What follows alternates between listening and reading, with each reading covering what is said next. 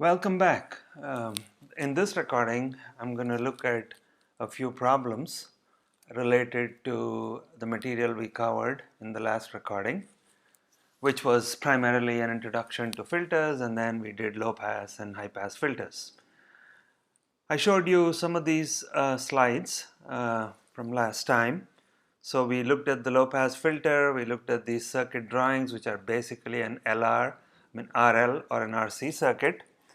And depending on the connection, you get a low pass or a high pass, really, essentially. The transfer function is shown here for both cases. And so, one other thing, we had load resistors in parallel in each case, and we were interested to see how that also affected the response, right? Okay, so I was trying to move that and it's not moving. Okay, so I'm on slide 9, and I will move to slide 10, where I have some of my first mathematical problems and questions for us to look at together. So let's start with example 14.1, which is really the first example in the chapter.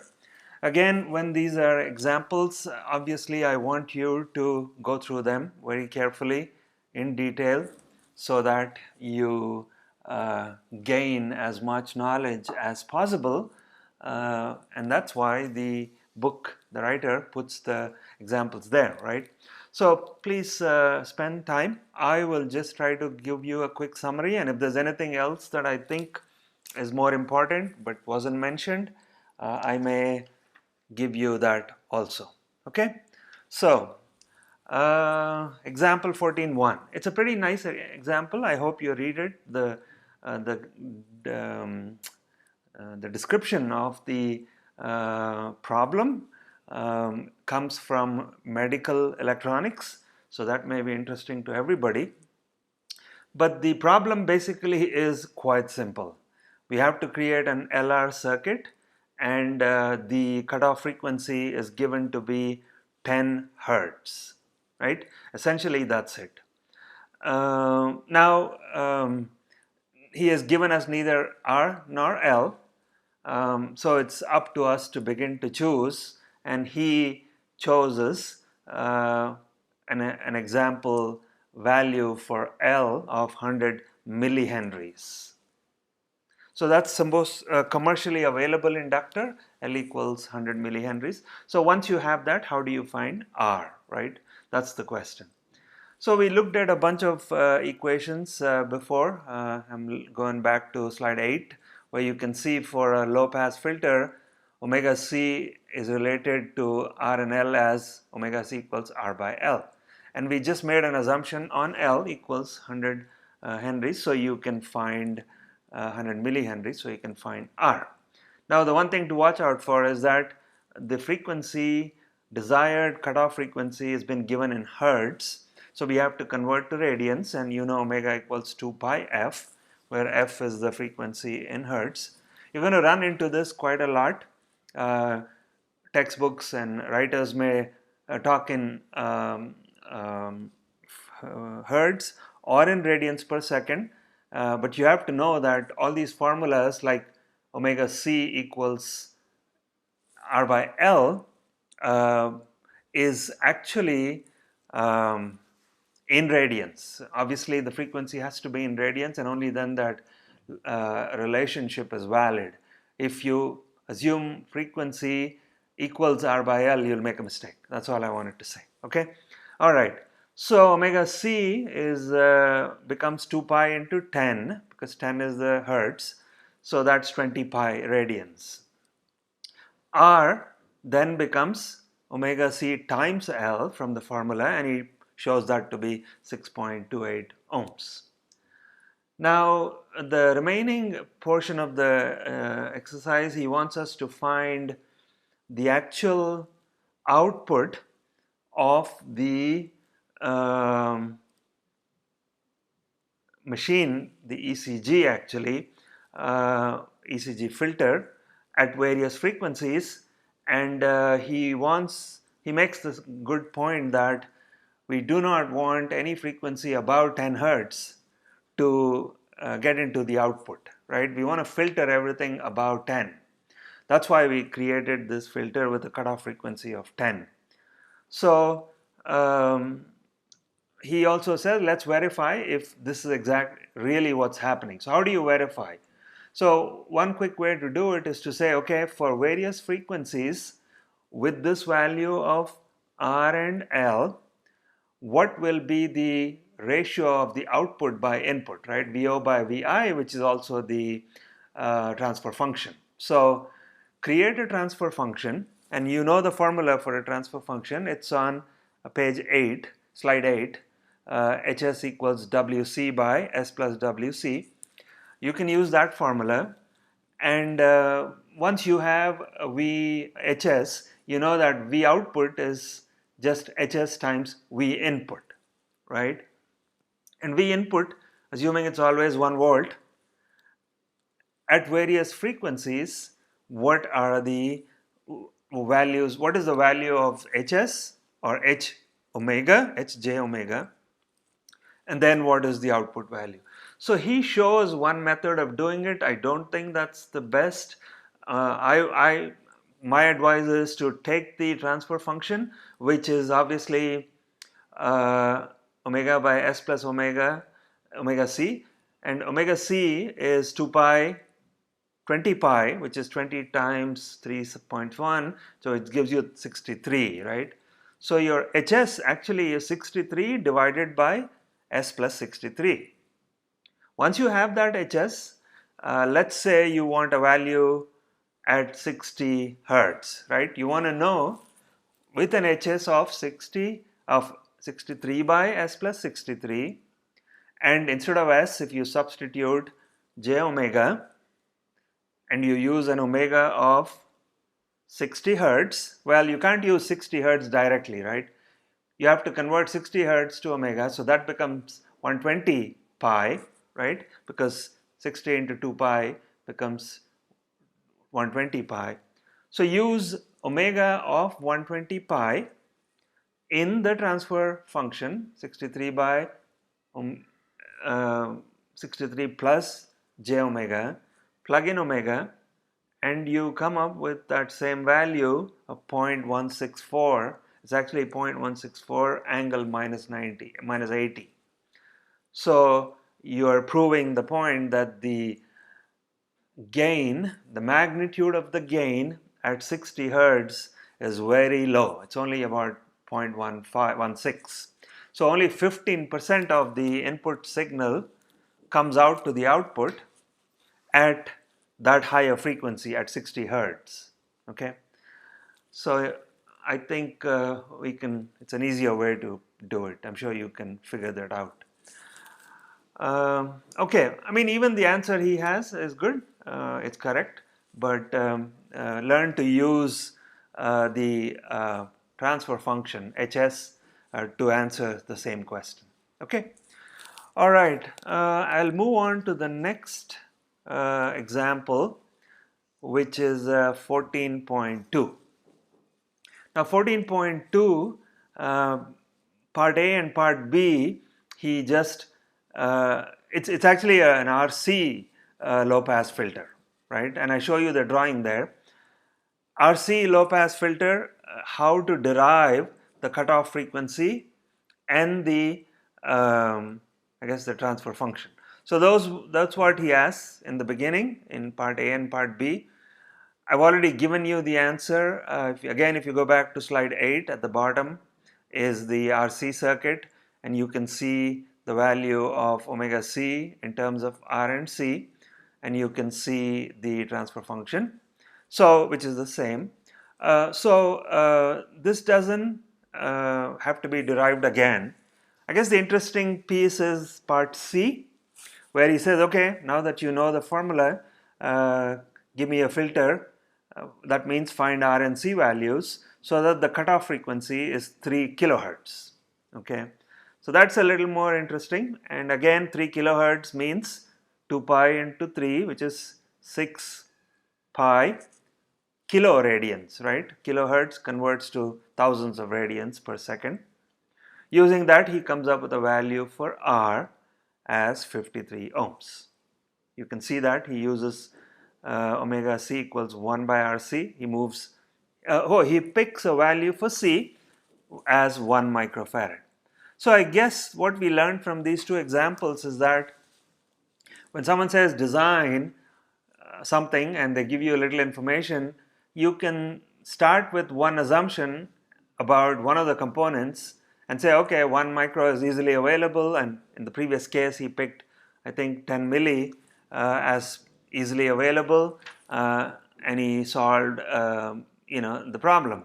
So 100 milli is what he used in the previous case, 100 millihenry.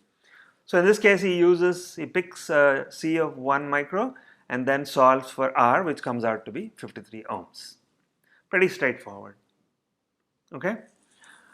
So I hope those two examples were helpful to get started. I now have some problems from the back of the chapter. So let's see how many I have. Problem 14.5, 14.6, 14.9. And then I move to high pass. So there's 3 problems, simple ones, but they are from the back of the chapter, so I'm sure they'll be helpful for you to get some more experience in solving these problems. Obviously these are not very difficult. It shouldn't have any tough issues here. So hopefully you can figure this out. So the problem I picked to solve, the 2 or 3, the first one, 14.5, has a resistor in parallel. Now, okay, so I've already written down the formula for you.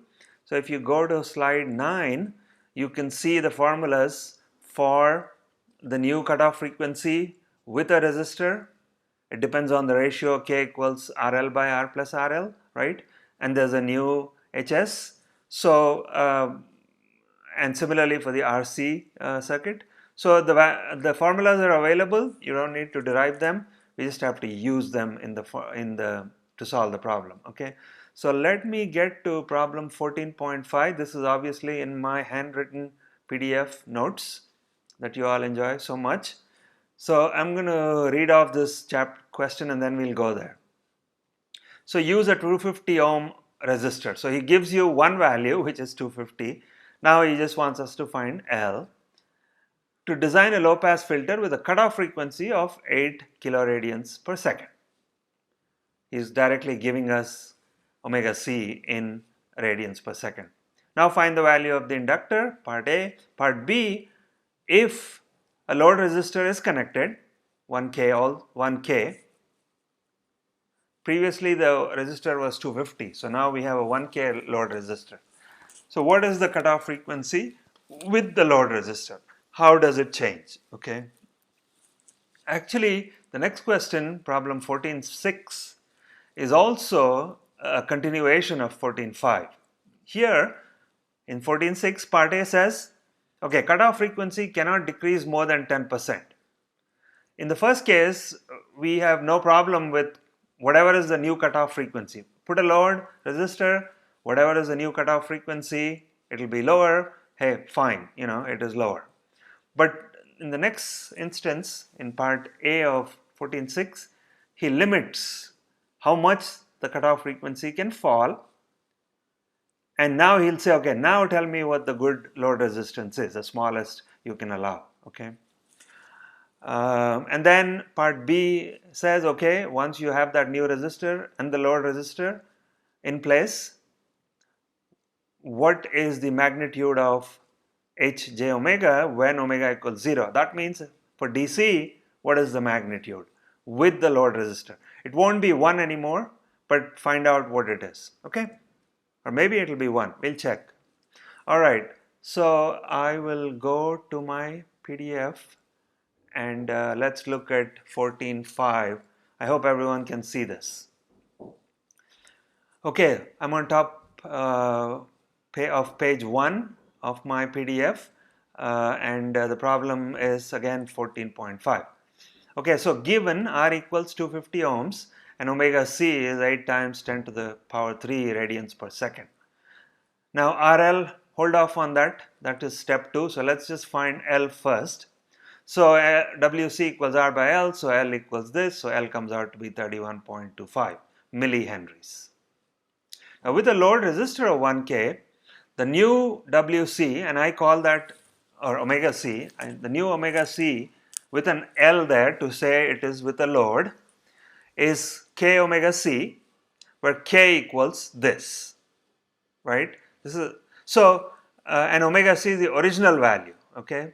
So using this formula, you get K equals, no, K we know 1000 by 1000 plus 250, which is 0.8.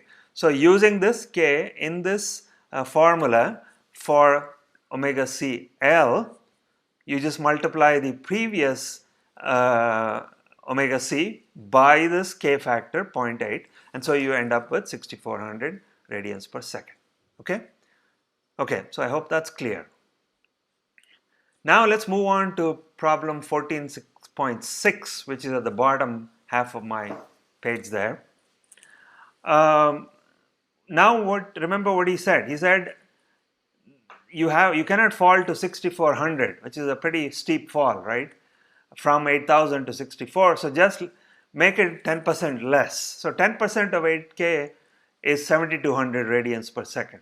So we now are given a value of the new omega C or omega CL, and so find the value of R. So here's the approach to take. So the two resistances are in parallel, right? The load and the output resistance. So let's say R equivalent is the two in parallel at 7200 radians per second. Then R equivalent, you can find out for that equivalent circuit, which comes out to be L times omega C equals the new, you know already L and you know omega C, the new one, so you come up with 225 ohms. Now this 225, right, is the R equivalent, which is a parallel combination of two things, two resistors. One of them, R you know, right, you can't change that, that's 250. So what will be the new RL, the new load resistance to meet this condition? And if you calculate that, it comes out to be 2250, okay? So the new RL should be 2250. I think part of that last step is gone, but it's pretty easy. I'm sure you can understand, okay? Now let's look at the part B of this problem. I think this is the first time we are actually going to use the transfer function to find some actual magnitudes and gains. Alright, so let's see how you do that. The new transfer function is again omega C by S plus omega C, right, as I show here. For a low pass, this is the rule, this is the transfer function. So now we know omega C is 7200. Now writing this in the frequency domain, so instead of S you put j omega. Immediately it becomes a complex number, right? 7200 divided by 7200 plus j something, which is a variable. And then in problems you will notice they will give you many omegas. In this case, luckily it's only one omega, which is 0, which is DC, makes it easy. So just put 0. But sometimes they'll say find the gain at at the cutoff frequency. So then you substitute omega C into this equation for omega, and what should you get? You should get 0.7, right? 1 by root 2, that's by definition. So you should get that. Sometimes they go even more than that. They may say, let's say 5 times the cutoff frequency. So if the cutoff frequency is 20 for 100 radians per second, what is the gain? And obviously after the cutoff frequency, the gain should fall pretty dramatically, right? Otherwise it's not a low pass filter. So if you got a gain of 0.7 at the cutoff frequency, and you go 5 times that, then your gain should be like, you know, 0.1 or 0.2, that low, okay? So this is how you calculate the gain at a given frequency. You substitute that omega and you come up with the gain. In this case, our DC gain is 1. Okay? All right. So let me go back to my... So those were the problems on the low pass. So I've come back to my PowerPoint, and I move to the next section of problems, and this time we will look at high pass filters, okay, because we covered both low and high last time. So I just want to keep rolling and continue with the high pass. Okay, so you've been through all these slides, so I don't want to go through too much again, but slide 14, for example, I have all the formulas for the omegas and the transfer functions, both for the RL and the RC. It's pretty much the same actually. So it teaches you that just the way you connect the circuit and what you define as the output gives you a different filter. One case it's a high pass, low pass, one case it's a high pass. The transfer function changes. Previously we had omega on the top, now we have S on the top. Okay, and then once the parallel resistor comes in, then similarly we modify the original values for omega C and HS. Okay, so with this background, let's start looking at an example, couple of examples and some problems. So he does example 14.3 in the textbook. 14.3 is on page 547. So hopefully you guys can see it, and please study it well. So let's quickly look to see what he wants us to do. He's given us an omega C, 15 kilohertz. He wants us to derive an expression, which we have done somewhere or we've copied it. I'm not going to go through the derivation, but hey, look at it. Yeah, you can find out how he derives it. Use the result to determine an equation for the cutoff frequency. So that's nice. He shows you how to get that R by L, right? If you're curious, how did he get it? He shows you there. And then lastly, item C, choose the values for R and L that will yield a high pass filter with a cutoff frequency of 15 kilohertz. Okay, so I'm going to, you can see the answer to part A and B. We already have talked enough about it. It's S by S plus R by L, or S by S plus omega C. And then omega C also is derived as R by L. You can see that in the in step 2, step B. So now step C, he uses the formula omega C equals R by L, and he starts with assuming a value of 500K for R. So basically he picks an R and he solves for L, and we come up with 5.31 millihenries. So simple arithmetic, and I hope you are able to follow that. All right, I will move to slide, example 14.4. In this example, he shows us a lot of details about the parallel load resistor. I think this is the first time in the textbook he brings in the idea of a parallel resistor. So you might enjoy going through part A, where he comes up with the new transfer function with the K factor in it and the new cutoff frequency omega C. So all that is here.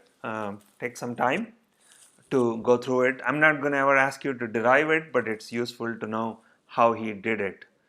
So let's just go to, actually he doesn't solve anything even in B. He just gives us a lot of these nice graphics curves, which I show you here. And there's a lot of lessons to be learned here. You can see as you put the RL on, what happens? The cutoff frequency falls, right? And he's showing this in terms of F hertz, kilohertz, not omega, but the same logic, right? Cutoff frequency can be kilohertz or can be kilo omega c or radians, it doesn't matter. But what he's showing us is if the unloaded is Fc, then loaded in this case, the Fc moves much closer to the origin. That means the cutoff frequency is falling, which is always the case when you have these load resistors for this high pass filter. The band, the pass band, the amount of frequencies allowed reduces. The band gets sharper. I think I say that somewhere. With load resistor, cutoff frequency increases. So thinner pass band. Okay. Which one is it? Is it thinner or thicker? Well, definitely in this case, you can see if the Fc was the original, then the Fc dash, which is the new one, is thinner, right? Okay. So he gives us this, he plots it, and what else can we see? So the gain drops to 0.7 for Fc, obviously, right? And then the gain drops to half of 0.7, which is only about 0.35 compared to the original once the load resistor is there at that lower frequency, because the frequency band compressed, right?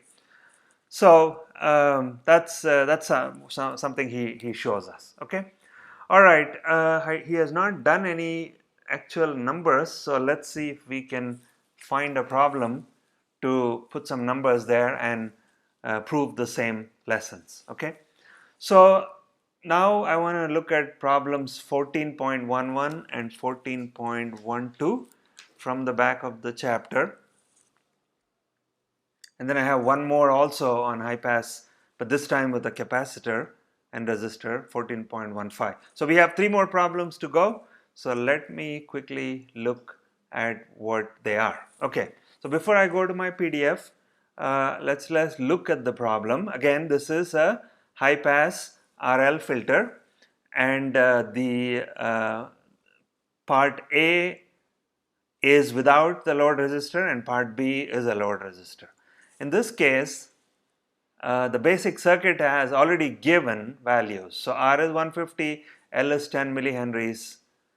Luckily, the new RL that's coming in the next problem, 1412, also has the same RL. Okay, so that may make it easy. But in each case, he wants us to find the transfer function Hs, find the cutoff frequencies in both cases, and compare the two cases. Okay, so that's really what we need to do here. So let me go to problem 1411, which is at the top of page 3 of my PDF.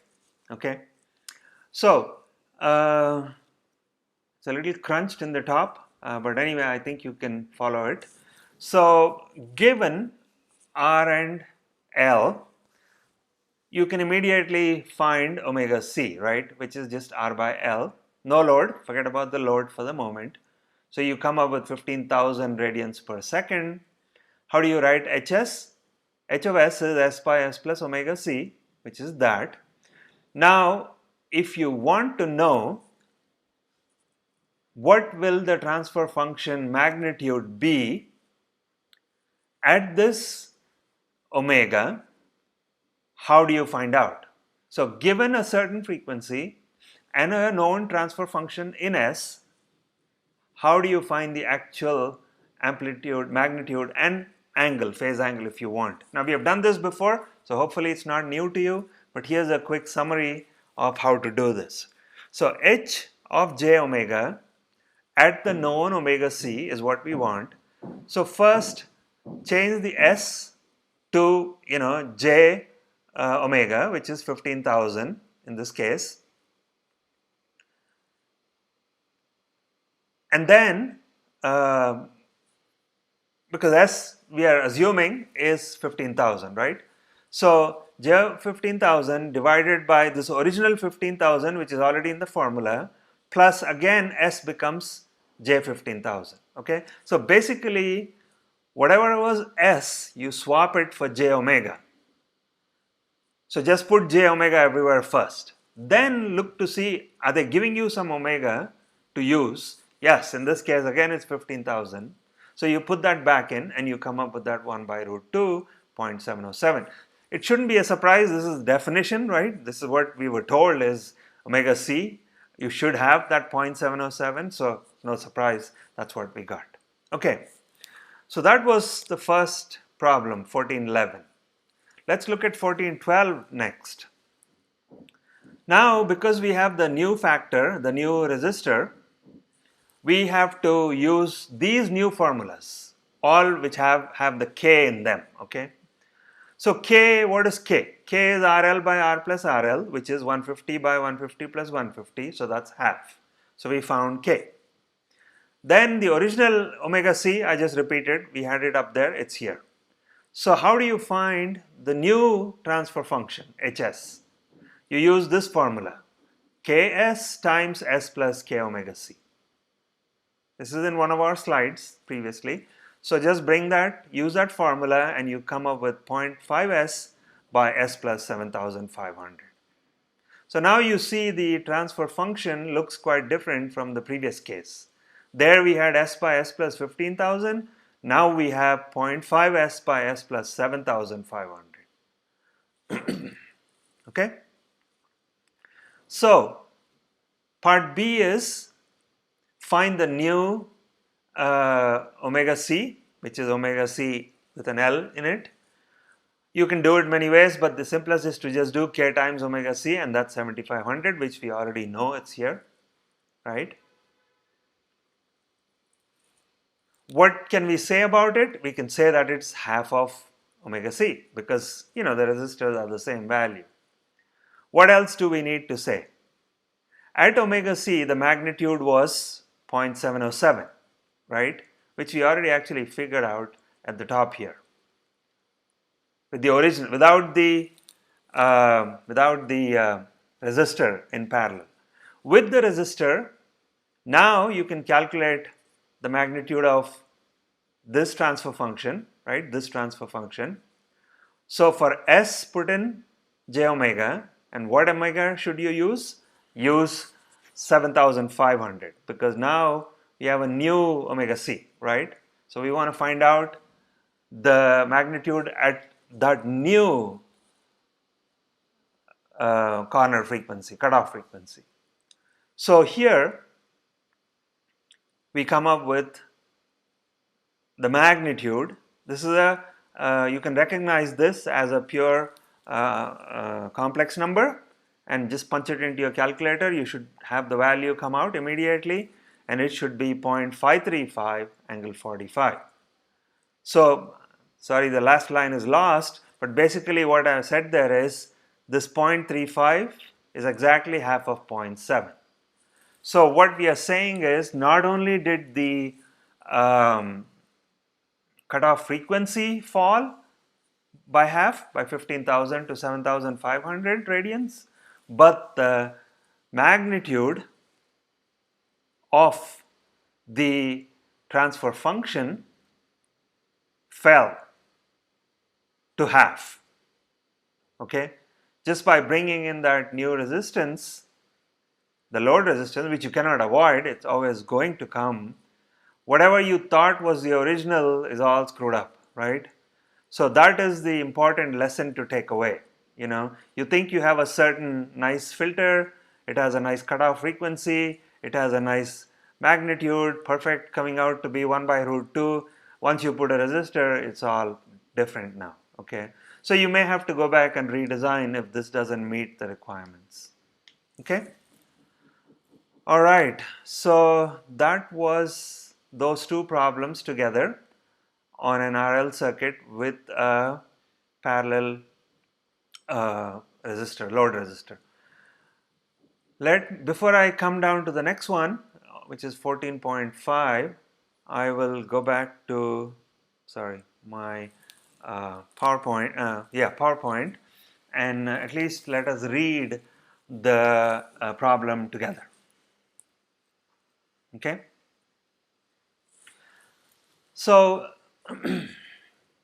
we have a C and R circuit where the output is across the resistor and hence it's a high pass filter. So same thing again, we have to find, now the values are given, 5 nanofarads and 50 kilo ohms. So that makes it easy start. What is the problem asking us to do? Find the cutoff frequency omega c, then find the magnitudes, actually magnitude and phase angle both may be, at various frequencies. First of all, the corner cutoff frequency omega c, and this you should know, the magnitude will be 1 by root 2 and an angle of I think 45. The next one is 0.2 omega c, that means 20% of the omega c, right, is still in the pass band. So tell me what the magnitude is there. And then, well, this is high pass, right? Okay, so 0.2 omega c is actually in the stop band, not in the pass band. But 5 omega c, the one on the other side of omega c, that is in the pass band. That means because it's a high pass filter, frequencies there should be allowed to go. So you can guess that 0.2 omega c, you should get a low value for the magnitude of the transfer function, right? And for the 5 omega c, you should get a high value because that's on the other side, right? So just to avoid confusing you, let me quickly jump to slide 13 just to make the point. So if we find the value, and this is a high pass, if you find the value of omega c, and this picture actually shows you the magnitude, right? So if you take 0.2 omega c, that lies somewhere here. If you take 5 omega c, that lies to the right here. So at 5, your magnitude should be close to 1, the magnitude of this. Similarly, for 0.2, your magnitude should be close to 0.1 or something like that. Okay, so let's see if all that comes true. Okay, back on slide 17. Oh, sorry, 18. Yeah, and I will switch to my PDF. I can find it. Okay, there it is. So problem 14.15 on page 4, the top of page 4, you can see that hand-drawn circuit, 5 nanofarads, 50 kilo ohms. So from our formula, omega c is 1 by RC, and that comes out to be 4000 radians per second. For some reason, I'm calculating the frequency in F, which is 4000 by 2 pi, which is 637 hertz. Now, to find Hs, the transfer function, use the formula S by S plus omega c. And since we need to find actual frequencies or the magnitude at actual radians per second at frequencies, put that into the frequency domain. So you get j omega by j omega plus omega c. Now we need to calculate this at 3 different values. So first of all, let's begin with h at j of omega c. So that's h j of omega, and omega c, or omega should be 4000, right? The value of omega for which you want to find out. This omega c, you immediately substitute 4000, right? Actually, yeah, it's true that in the denominator you're going to have two 4000s, which is not surprising. So the original omega c is here, and then for whatever is attached to the j is also 4000. So if you solve that, you get this 0.7 or 1 by root 2 angle 45. The next step is 0.2 times or 20% of the omega c. So if the actual omega that you want to test for is 0.2 times the cutoff frequency, 0.2 times of 4000, right? Which is 800, yeah. So if you plug in 800 into this formula, for omega plug in 800, right? You should be able to get this. Somehow I don't show that, but I do show it on the next example, so hopefully it will be clear here. So here we have to find the magnitude of the transfer function for when omega is 5 times omega c. And we know omega c is 4000, right? We found it here, 4000. So 5 times 4000 is 20,000. So then what you do? In this formula, this is always going to be 4000. This omega will now be 20,000. So now you have your nice complex number, J20,000 by 4000 plus J20,000. Put this into your calculator and hey, you should get this answer, which is a nice answer. Actually, comparing the two, you can see this is close to 1. That means it's functioning very well as a high pass filter. This is very low, and the frequency is in the stop band, not in the pass band. That means low frequency. It is stopping the low frequency signal from going through.